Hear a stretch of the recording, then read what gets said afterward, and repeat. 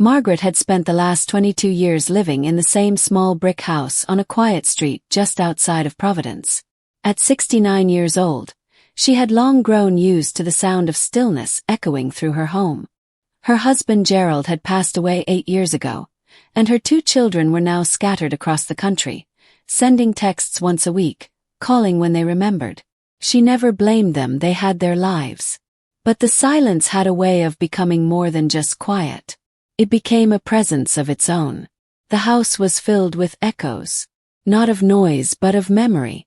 The porch swing that Gerald had installed still creaked when the wind blew, and the smell of the lavender oil he used to rub on her shoulders sometimes drifted through the hallway, though she hadn't touched the bottle in years.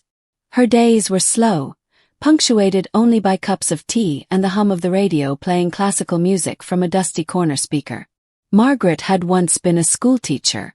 Her classroom had been her kingdom, rows of curious eyes, chalkboards filled with lessons, and the buzzing life of children learning. But retirement had come too swiftly, and though she told herself she welcomed it, a piece of her always missed the rhythm of purpose. One chilly October evening, she found herself in the attic, digging through a box she hadn't opened since 1999. Inside were photos, old letters, a pair of embroidered gloves from her mother, and a diary. She didn't remember writing in it, but as her fingers opened the pages, her own handwriting greeted her. Softer, more fluid than she remembered. Page after page revealed a different Margaret. Not the wife, not the mother, not the retired teacher. But a young woman filled with dreams of travel, of writing, of dancing barefoot in Italy. And then she read it.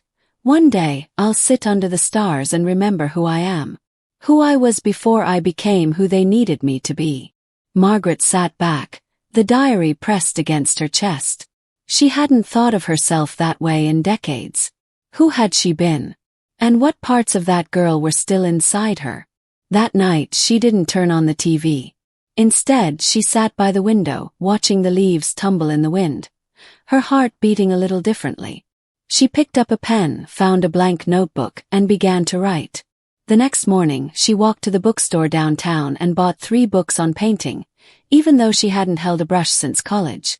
By week's end, she'd turned her guest bedroom into a makeshift studio. The air smelled like turpentine, and sunlight danced across unfinished canvases. Her hands trembled when she first touched the brush to canvas, but the tremble was joy, not fear. Margaret didn't become someone new. She became someone she had been all along. Weeks turned into months. The walls of her home slowly filled with color. Her color. Blues and yellows and dusky oranges. Scenes of trees, faces, ocean skies. She began attending a local art group, quietly placing her work among others. Nobody knew her past, her grief, her silence. They only knew the woman with paint on her fingers and a spark in her eye. One evening in March, the group hosted an open gallery. Margaret, dressed in a dark green knit dress and her mother's embroidered gloves, stood beside her work as people passed. One woman paused in front of a canvas that showed a young woman sitting beneath a vast starlit sky. Her face turned upward. She looked at Margaret and said, "There's so much truth in this. It feels like someone remembering who they are." Margaret smiled, tears quietly pressing behind her eyes. "That's exactly what it is." She went home that night and sat by the same window as before.